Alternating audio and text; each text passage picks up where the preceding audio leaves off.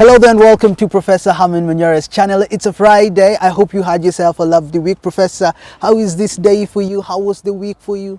We are trying. It's good. Remind me of that day you said earth is hard. Earth is hard, but we are trying. We are stepping on it. But enough of the jokes. We're having a serious conversation today. It's a very, very critical one. Parents are crying. And parents are wondering why the education system is so expensive, especially for the ones that were enrolling children in Form 1. Professor, what do you think about the current state of education and the fees that are being charged when it comes to high schools? I think there is a disaster in waiting. And the state of education is pathetic. We are living a big lie. And government is perpetuating this lie. First of all, education in this country is of inferior quality. Secondly, it's not free. So what we have a state of bora elimu. Bora elimu. Hii elimu ya bure ni bora elimu. In other words, you put 800 students in a school that can barely hold 400 students. You get it? Yeah. This nonsense, and I must be allowed to use that word, of 100% transition. You know, we are playing to the gallery, international gallery. Government wants to appear to the international community as it is doing magic, wonderful in areas of education. Every Kenyan child is transiting. What kind of schools are they transiting to? Head teachers just can't face Uhuru. You can't face the president. But if head teachers, principals were to face the president, if they were to bypass Magoa and face the president, they will tell the president, this thing is not working. It's not an elimu bora kind of situation. It is not working. We have children in school. Principals are crying. You have 600 students because progressing for the last 3 years in pursuit of this nonsense of 100% transition. You have been forced to admit more and more. So this year they told you, we know you are at maximum capacity, but we shall give you one more stream. Please, there will be an extra stream. You know what happened? They will go two, all of them. They can barely handle what they have. They had reluctantly allowed government to bring an extra stream, but instead of that extra stream, schools are being given 2 extra. I'm telling you, schools are busting. But wouldn't you say that it is the responsibility of the Ministry of Education to ensure that we have 100% transition? No, it's not 100% transition. That is wrong. Every child has a right. No, every child has a right to quality education. Every child has a right to a future that is guaranteed of livelihood. So we need to have a functional society. A country where things work. A country where everybody has a chance to exploit their potential. A chance to get employment or work in whichever form it is. You do not achieve that by packing schools to the point where those schools are no longer functional. Would you say that maybe this should be the responsibility of the parent, because there are so many schools in local areas that don't have the number of students that it is a question of policy. I have argued repeatedly, and I'm on record, I've written in the national newspapers, I have argued quite on record that we don't need boarding schools. If you are bold enough to remove boarding schools, the game will change. Completely. Completely. Why then? We will have community schools. First of all, there will be equity and equality of up to some level. In other words, these elitist schools will disappear. Schools will go to the communities. Like in America, we have community schools, community colleges. Now, what it means is everybody will contribute towards improving those schools in their own small way. I am a person from the sector of education. I would want to be part of a school in my region, even if my child is not there or my grandson. I would be going there even to give talk, because I associate myself with that school. There will be no bigger school where you'll take your child, because the schools will be almost the same within your area. You get what I'm saying? Can't parents implement the same by ensuring that I don't take my child to a boarding school in Siaya and I live in Nairobi? Some things you cannot do as an individual. No, some things are collective. Some things are out of policy. You can't convince your wife or your husband Why you should take your child next door because you want to promote our next door schools when everybody is taking their children, people in your level are taking their children to big schools? You can't. So, but if it's a government policy, everybody is operating within that, and the schools will be good. So if we want quality education, if we want 100% transition, not with the current setup, for heaven's sake, it's not possible. Okay. You get a school that can barely hold up, told you 400, you are giving it 1,000. You can't. What would you say is the reason for the high fees that are being charged in schools? High fees, there are two reasons. Requirements? One, we are just stupid people. As a people, as a country, we are just made up of stupid people. We do stupid things. If you look at the list, just get a school, a list. From a school. You just look at what the school wants and you wonder, this can only be done by mad people, stupid people. You go to town when people are doing shopping. You see the things parents are buying, you wonder, what have these things got to do with education? Look at the books.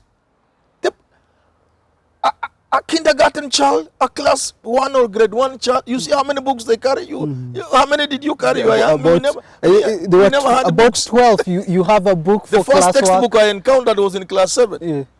CPE notes. And then I think there was something highway in mathematics. I never saw more than 2-3 books. And even then there was only one or so in school. But didn't we go to school? A class grade 8 child. I saw Linda Ogutu of getting. Yeah. Let her recover well. I hear she's unwell. She was showing the amount of money she had spent on her grade 1 child. This can only come from stupid people. We saw as a country, we are a country of stupid people. We are asking children to buy things they don't need. That's number one. Yeah. Number two, the principals. I have said this repeatedly. The principals are the worst enemies of parents in this country. They behave like they themselves have never been parents.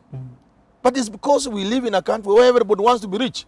So the moment you make somebody a principal, from the poor chap he was, he can even afford to stay in Karen. So the problem is the greed from our principals and the stupidity of all of us, of not making sense, of seeing really. We need just to be where we are. We are a poor third world country. Most parents can't afford. Do you know how many children lose their positions in these good schools? And then your child is admitted to Mangwai school, you can't afford it. So you take your child to the next school, next door. Yeah. Hii Harambe, tunaita Harambe. These days we call them CDF schools. Yeah. Day school, where if you have gorogoro mbili ya mahindi unapeleka, inahesabiwa kwa fees. You have some beans, 10 kilos of beans is from fees. 2,000 they take. Next time you have 500. So, I see in my village, I can't do anything about it because I'm not a rich man. I see children in my village admitted to big national schools. They can't take up those positions. What do? They go to the nearest schools, which are taught by Form 4 school leavers. I saw something else from one lawyer, I think it was on Twitter, saying that children are now being asked to take HIV tests, STI tests, pregnancy tests before they join Form 1. I saw from Steve Ogola. Yes, Steve Ogola. That is very bad. Would you say this? That is stepping on the rights of a child to force her to take an HIV test. In fact, that principle ought to be taken to court. And it's not just one school. So many people are giving because that means the next thing is discrimination. What are you looking for if somebody is HIV possible? You are looking for discrimination. You will not admit them. Or you admit them under discriminatory circumstances. So I'm saying the education sector is in a crisis. We need to manage our schools, knowing that most parents are poor Kenyans. Let's give them free education. If we can't, let's dismantle these big schools. Let's have community schools. And before we do that, let us get rid of excessive charges that don't make sense to anybody. People have also been talking about the CBC. You've always had even that CBC is all rubbish. It is. I wish I had time to talk about it, and I wish somebody invited me to talk. I've written about it. It's useless. So what we are saying, you and I today this morning, William Ruto should shut up now. Let Raila Odinga shut up. Let them give parents a break. We don't want to hear them talking about these bottom things and what have you. When the parents can't afford to take their children to school. Let them talk about this thing. Let them talk about the pain. Ruto asingoje next year ati atulete pesa mashinani.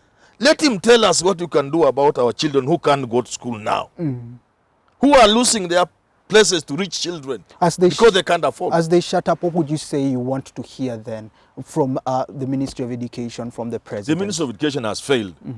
we want those who want to be president next year to tell us what they will do about education. Because no, the way it is, it must be something revolutionary. It must be something dramatic.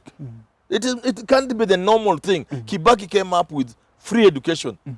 Kudos to him. We needed to better it. We need to have something different. So we are asking Raila, we are asking Ruto, tell us this thing you'll do about education. Tell us what you'll do about CBC. You know, Tell us what you do about cost of education. We talked about universities, and you said no student should be charged fees also in universities. Is this the kind of welfare state This that country you want to requires manpower. This country requires educated people. We cannot afford to charge fees at the university level. Not at least for regular students. Government-sponsored students should pay zero. Then you shall have spaces for people who can afford to pay. Okay. And those who can afford to pay, another stupid thing, somebody did not qualify for government scholarship.